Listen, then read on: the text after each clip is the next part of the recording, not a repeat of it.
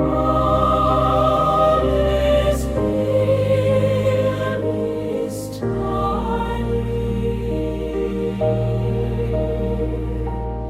Far is clear this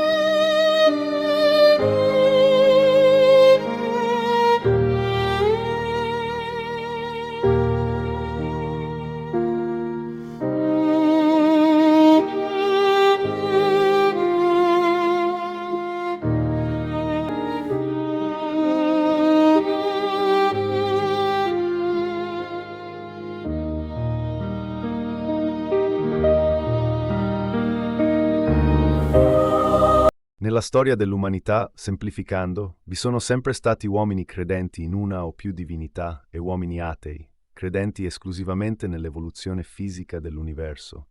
Ciò non toglie che, per un ateo, l'osservazione della fede religiosa nella storia dei popoli non sia soltanto una pacata ricerca di storia geoetnica, ma anche un meraviglioso viaggio nel desiderio umano di un'altra vita oltre quella terrena.